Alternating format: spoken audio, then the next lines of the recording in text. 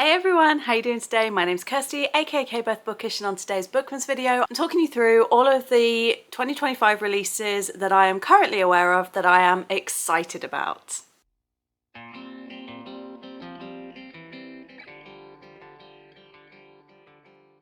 didn't do a video like this last year because it was a bit of a weird one. Not that many of my sort of top authors were releasing things. And even though I looked on NetGalley, I didn't see tons of stuff that I wanted. I did do some pre-orders, and I think I did a video where I talked through my pre-orders for last year. But this year I had a lot more. I have a big list that I keep in the back of my reading journal now of any authors who are on my radar.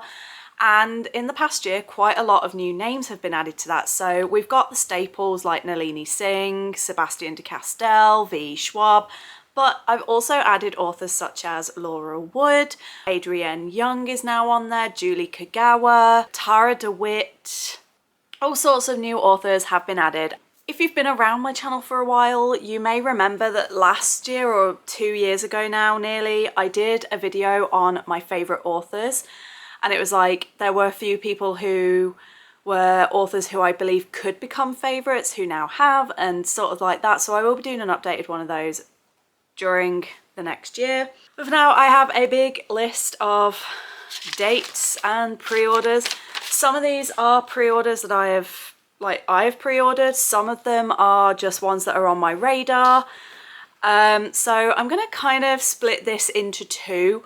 We're going to start with ones that I haven't yet put pre-orders in, and I probably won't pre-order, but they are on my radar, and when they are released, they will be like on my priority to buy list. Like when I've got a bit of money and I'm in the mood to go book shopping, these will be the books that will be on like that. I'm really looking forward to getting to these, and if I can get to them, I will. And then I'll follow up with like, you know, my most excited books, most anticipated, and the authors that I know I love. I also have my Evie juice. I do have these in date order. Obviously, even though we get dates, they do change, so none of these are like in absolute cement. So as far as dates go, I'm literally just telling you what the dates are, but they may be subject to change. But we are starting in January, as all years start. And we're kickstarting with a double release. So there are two books releasing on the 9th of January that I think look really cool. The first of these is The Haunting Between Us by Paul Michael Winters. This is queer. I think it's a horror.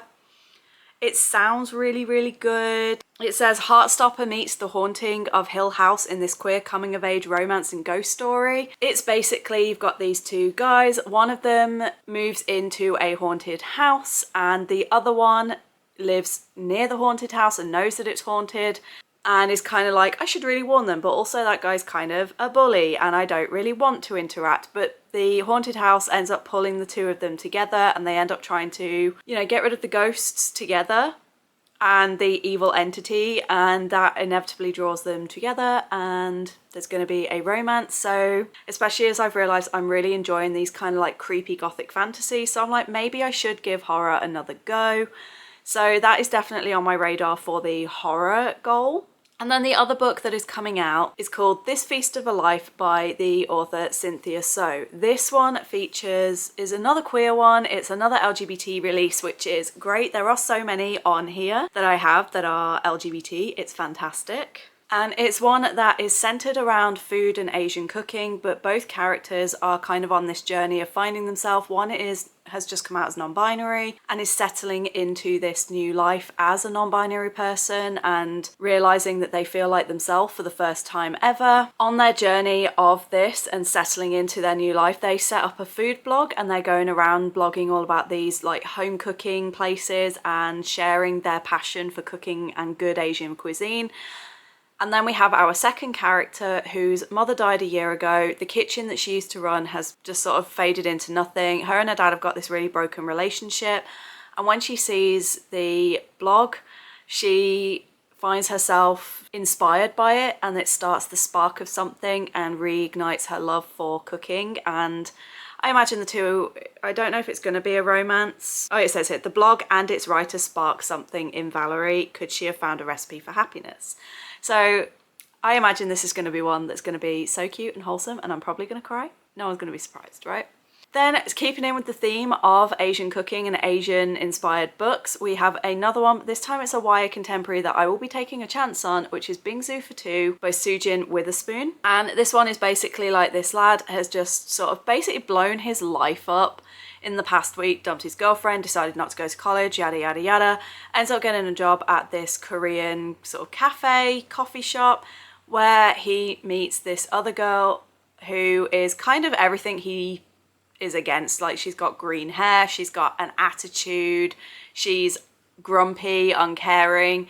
However, the two of them end up striking up a friendship and I believe eventual romance, where he starts to realise she's not all she seems, and she also kind of helps him to navigate through all of these things that he's currently going through. And I was just like, do you know what?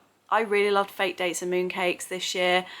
And I also read Cafe Con Lychee, so it seems like I do still enjoy YA contemporary if there's like a food base around it. I'm hopeful that that one's going to be good. The next book that is on my radar is on the 16th of January, and this is A Cruel Thirst by Angela Montoya. This one, when I looked it up on NetGalley, I loved the cover, but then I read Buffy the Vampire Slayer meets Zorro meets Pride and Prejudice. I kind of went, okay, say no more, but I did then read on, and it's basically a fledgling vampire teams up with a vampire huntress, and usually it's the other way around in these kind of stories. It's normally like a male hunter and a female vampire in a lot of these stories. So the fact that it's like a male being thrust into the world of vampires by becoming one and then meeting a female huntress, okay. Then going into February, we have on the 13th, there are 3 books coming out on the 13th, 2 of which I've got pre-orders, so I'll talk about those in a bit. But the one that I haven't is First Time Caller by B.K. Borison, who is the author of Love Like Farms. The reason I haven't yet pre-ordered for this one is because even though I know she's got a big fan base and a lot of people love the books, I've not yet read anything by this author. I do have Love Like Farms that Ren and I want to buddy read as like a little date thing over the next month and do as a Christmas read. But until I've read that, I won't know if I love the author's writing. So if I do, I might put this one on pre-order. If I don't, this will just be one that maybe is just one that I want to pick up at some point.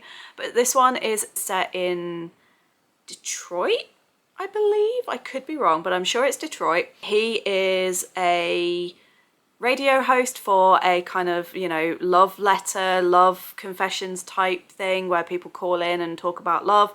He is sick to death of love and he's done with it and he just doesn't care anymore until he gets a call from this woman and it kind of sparks something within him, and then, you know, they grow closer and maybe he falls in love again. So that one just seems really, really cute, and I just, every single cover I see from B.K. Borison just looks so pretty and I just love it. And I also love these like covers where they've got the split down the middle and 2-tone covers. I'm obsessed. Anytime I see a cover with that kind of design on it, I know I'm going to want to look at it. Going into March, and we have another one that is kind of, I haven't pre-ordered it, but it is intriguing. It's a cozy fantasy. It's called Homegrown Magic, and it's by Jamie Pacton and Rebecca Podos, I'm not sure. It's another queer one as well. One of the main characters is non-binary, and they basically come from this big elite wealthy family, only they don't really enjoy that life. They end up finding this little town and insert our love interest, who is a stressed little bean that runs a greenhouse. And I didn't fully read the synopsis for it. I just saw greenhouse, green witch kind of magic, home magic, and I was like, I'm interested. So I put it on my radar, but that's another like queer cozy fantasy, and I definitely want to read more of those next year. Going to May, on the 6th of May, we have The Silver Elite by Danny Francis. I originally was going to pre-order this one, but then I decided I want to wait until I get the full blurb, because right now all we've got is like a sort of 2-sentence thing to explain what to expect. And all it said is it's a new fantasy series where the magic is fueled by pain and pleasure. There's a reason it's on my radar.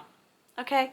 The next one I haven't been able to pre-order because it's not available for pre-order just yet, but we are skipping ahead to July and we don't actually have a set release date. But this is Fateless by Julie Kagawa. This is it looks like it's got a bit of an Egyptian inspiration behind it. because it's got deep in the forgotten city of the Deathless Kings, an ancient relic of untold power waits for one bold enough to steal it. The main character is part of a thieves guild, so obviously I was instantly interested. And it also mentions that along the way she ends up building like this team and including a fellow sort of thief slash assassin who she does not want to work with, and she's kind of forced to cooperate with. Now, I immediately was like, I'm interested, because as you may well remember, I really loved the Shadow of the Fox trilogy. Hi! Hey yo, hey yo, yo, yo, yo, yo. So as you may remember, I absolutely loved the Shadow of the Fox series by Julie Kagawa, and the thing that I loved the most about that was this found family dynamic and the relationships between the characters, and how it felt so effortless and authentic in the way that they went from sort of like not trusting each other to becoming a family by the end. And so I feel like if she can do the same again in this series, it doesn't matter what she writes, as long as she's got that kind of group of characters, I am gonna love it. So I definitely want to give that one a go. Then we're skipping many months to October, where we have Where Shadows Meet by Patrice Caldwell. Now, this is an author who's been on my radar since a couple of years ago, where she helped collaborate and release an anthology of short stories. But as I've realised that I'm not a fan of short stories at all, so I decided not to read it, but I was definitely intrigued by what she was saying about the premise. But this one is a debut novel, and it says, the dark and thrillingly romantic debut vampire fantasy that questions what it truly means to sacrifice for love. It sounds really good, and it's set in the aftermath of a war between vampires, humans, and the gods that created them. That is all kind of, I'm not always the biggest buzzwordy for vampires, so if you remember my buzzword bingo, I did say that vampires and werewolves are kind of like hit or miss for me. But this one, combined with the whole like gods and humans and they're all interacting, and yeah, it just sounds so good. But it's one that, because I don't yet know if I do want to read it, like, I'm very intrigued. I don't know if I want to buy it though. So it's definitely one that's going to go on my radar for maybe Libby or something. And if I really enjoy it, I'll buy a copy. And that is it for just the ones that are on my radar. The rest of these, going back to January, all of them are ones that I am extremely hyped for. Most of them are authors I have already read and love, and I already have them all on pre-order, and basically took the biggest advantage of the Waterstones triple points, and that's when I always, for Black Friday, and I always do my pre-orders then. So there are a lot on here. The first of these, releasing on the 7th of January, is Adrienne Young with A Sea of Unspoken Things. As you know, I loved the Fable duology by her. I did enjoy Sky in the Deep. I do like her writing, and I've heard a lot of really good things about the Unmaking of June Farrow and Spells for Forgetting. I thought they were like a series because they look, the font and the book covers look similar enough that I thought they were a series, but apparently they're not. They're all their own standalones. So I've decided to get one of them. This one is kind of like a fantasy thriller murder mystery, which sounds really exciting. And then we go to the 13th of February, where, like I said, there are 2 books releasing on the same day. The first one is Book 8 in the Psy Changeling series by Nalini Singh, which is Primal Mirror. This focuses on the Rainfire pack, who are a leopard pack, and it brings Remy back, who we've not seen for quite a while, but I have been really excited for Remy's book for so long. Now, this one technically has already been released. This is only the paperback release. I only really collect the paperbacks unless I am sent a review copy by the author, so I do try to get the paperbacks where possible, which means I haven't yet had a chance to read it, because I did kind of object to paying the same amount for the ebook as I would have done for the paperback. I think that's just, it shouldn't be that way. So I've decided to wait for the paperback to continue that series, and I'm so freaking excited because it's Nalini Singh. I'm gonna be excited. Then on the 13th, we also have A Game of Scandal by Laura Wood, which is book 3 in the Agency for Scandal series. As you may remember, I gave Agency for Scandal 5 stars. It was in my top books of 2022. I still find it fantastic. I have read another book, 2 more books by her since, and everything I've read by her has been an instant 5-star. So she is now an author-by author. I haven't yet read the second book in the series, but I have while I was putting my pre-orders in for next year. I did also have £40 credit on my Waterstones account, so I decided to use that, and I have bought the second book so I can read those back to back next year. this is set in like the Regency period. I've described it as being Enola Holmes meets Bridgerton, in that a lot of the people involved, and a lot of the women especially involved in this agency, do come from high society, and they work with each other in order to support other women to escape abusive husbands, or to just basically escape from ruin. And yeah, the first one was fantastic. I have no doubt the second one will be fantastic. It's been a great time, and I also feel it's got kind of like those Enola Holmes vibes because of the sort of subterfuge that they do, and the going undercover and things. It's just so good. I had a great time. Really, you should go check out the first one. Then there's nothing else until March, and we have on the 4th of March, we have Oathbound by Tracy Deonn. This one has been a long time in the waiting. It's been a couple of years, and I have been extremely excited and eager for it. It's the final book in the Legendborn series, which, as you know, I've given both of the books 5 stars so far. First time I read the first book, I found it a bit too lore heavy and a bit too info dumpy, so I didn't enjoy it as much. But when I reread it, I did give it 5 stars. The sequel got 5 stars. I did find that the ending to the sequel finished a little bit too much of the same as the first book. So I am slightly worried that the third book is going to start feeling a bit formulaic. But I am still so excited to go back to that and see what's going to happen between Selwyn, Nick and Bree. But I'm also like, there is so much stuff going on, there's so much world building that I'm like, is it going to be a bit rushed? I worry that there's too much to be resolved, especially when I read the blurb. I'm like, there is a lot of stuff here.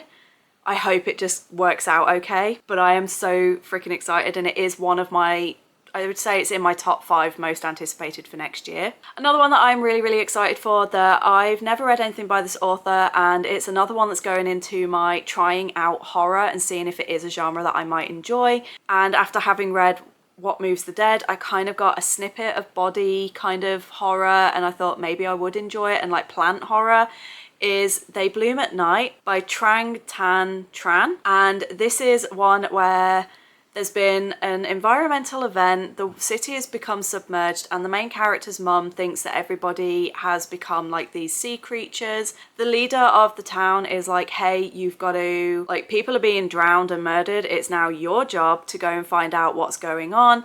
And so she and her mother go off to try and find out what's going on. Only she is also hiding some secrets about herself, about her past. And it's apparently just this like really gothic, it's got body sort of horror, it's got like that plant horror, and it sounds like it could be quite atmospheric and moody, which is what I'm after, without it being full like gore horror. We shall see how it goes.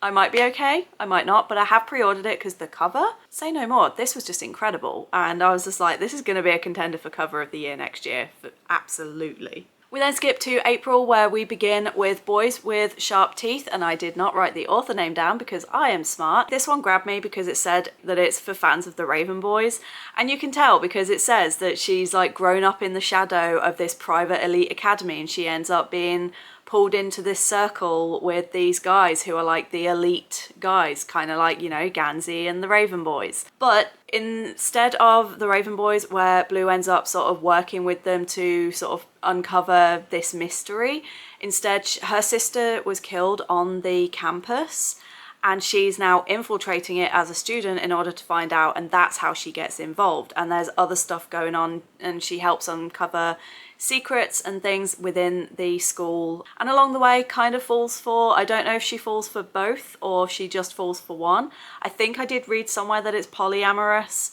I hope it's polyamorous and it's a true love triangle, not a love V, because we all know how much love Vs suck. So yeah, we shall see how that goes, but it does sound cool. And maybe some of the issues that I did have with the Raven Cycle with regards to the writing, maybe this one will have the same atmospheric vibes and the writing style that I might get on better with. We shall see. Next up is one from an author I've never heard of, but I saw the cover and the name because, as you know, Raven and Crow are huge buzzwords for me, and I saw it said The Raven Scholar, and I clicked on it to have a look at the blurb, and the first thing it said is like, after 24 years of ruling this kingdom, the current leader has decided to step down. There's now a competition where 7 representatives fight it out to become the next leader. And I was like, and it was like an empire in turmoil, and I was like,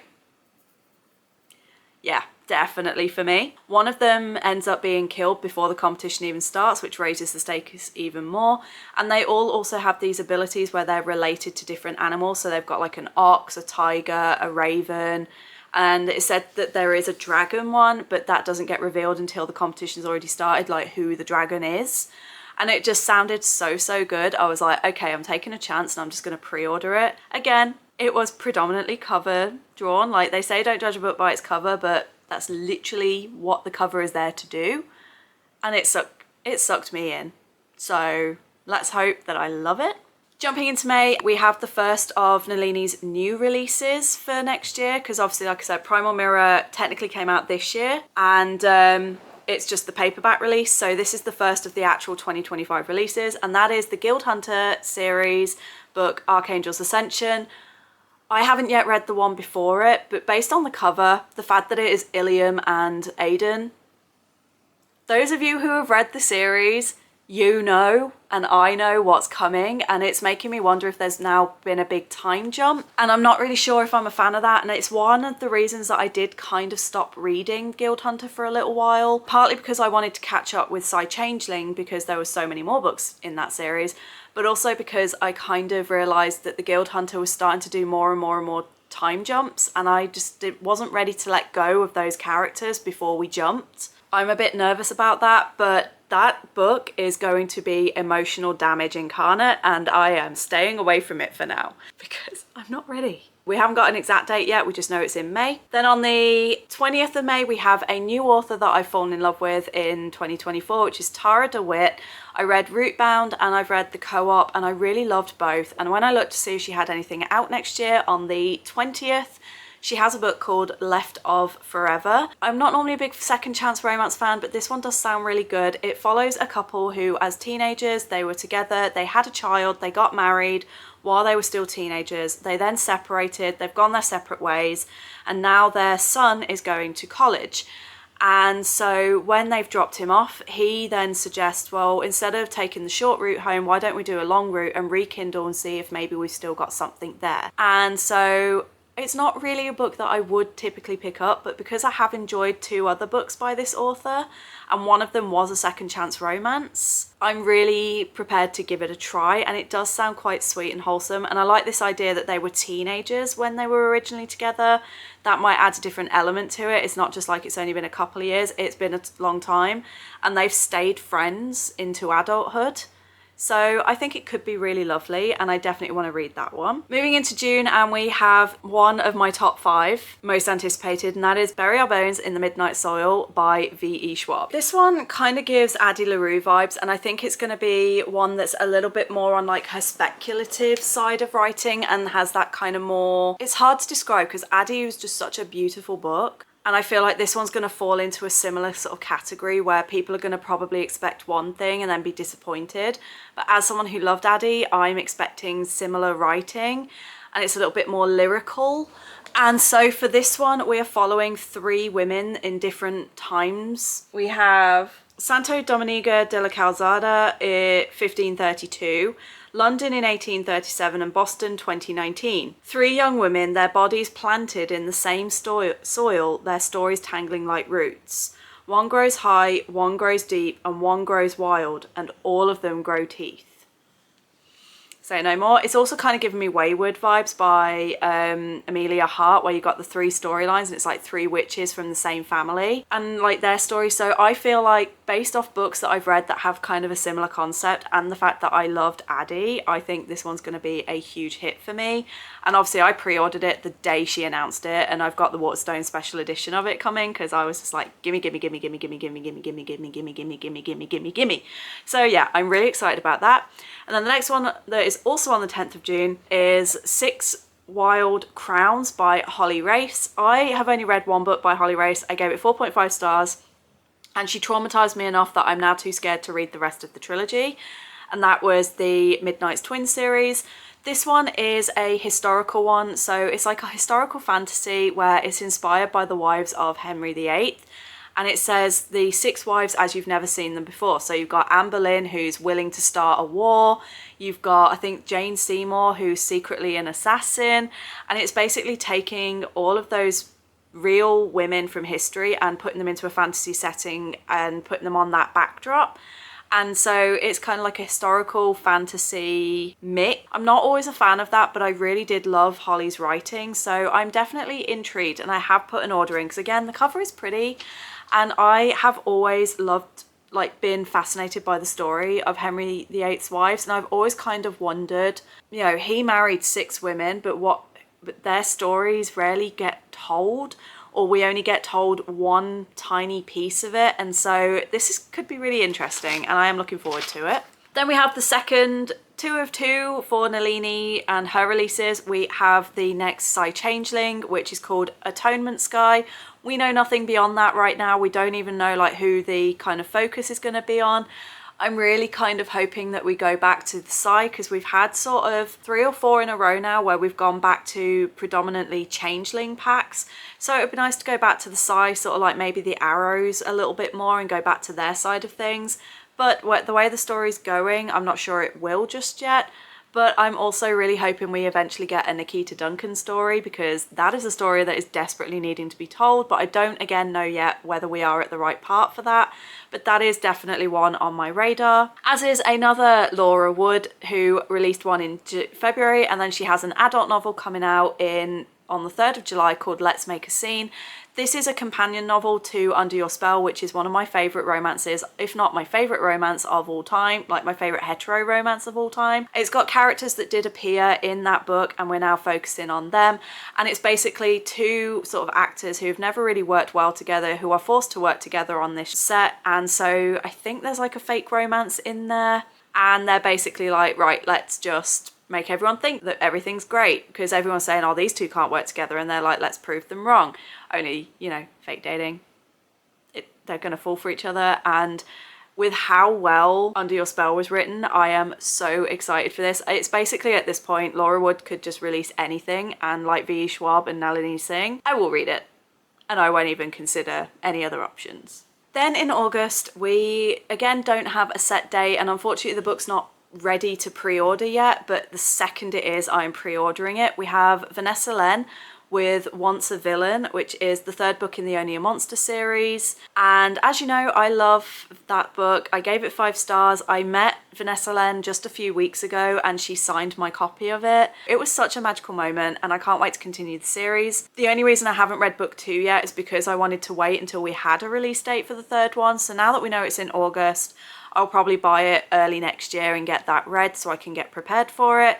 But yeah, this is a series where the main character in the 1st book discovers that she is actually from a family of monsters who have these abilities, only there is a repercussion of them. And then the boy that she just confessed to that she liked him, and they were just about to go on their first date, it's then revealed that he is actually a hunter who was born to take on the role of someone who is due to hunt people like her. And this kickstarts a whole chain of events where it's kind of like she ended up teaming up with someone from another family that she hated, and then he's trying to find them, and they still have feelings for each other, and it just became this whole convoluted mess. But it was so well written, I loved it.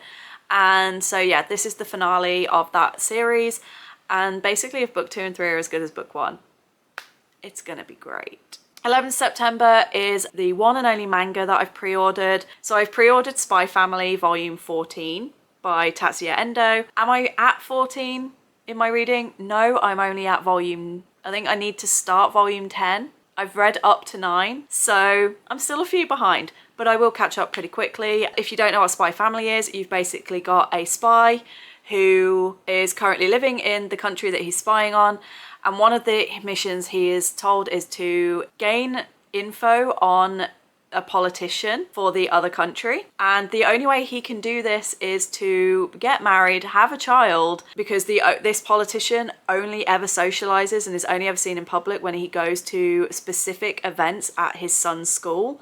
So literally the only way that he will be able to meet him is through whatever child he sends. Enter Anya, who is the child that he ends up adopting, who he does not know is actually a telepath. He then meets Yor, who he does not know is actually an assassin for the country that he is currently spying on. So you've got a spy, an assassin, and a telepath, and the only one who knows what each of them can do is the telepath. It's hilarious, it's chaotic, and eventually they end up with a dog that can see visions of the future. And again, the only one that knows this is the telepath. It's so good. I love it. I've been having a great time. I have kind of reached a point now where I'm like, I hope that the series starts to develop a little bit more in terms of them finding out about each other, but I'm also not ready for the fallout of that, because that's going to be, and poor Anya is just going to be destroyed. Then we have what is got to be my top #1 anticipated release for the entire year, and that is Espiritu by Aidan Thomas.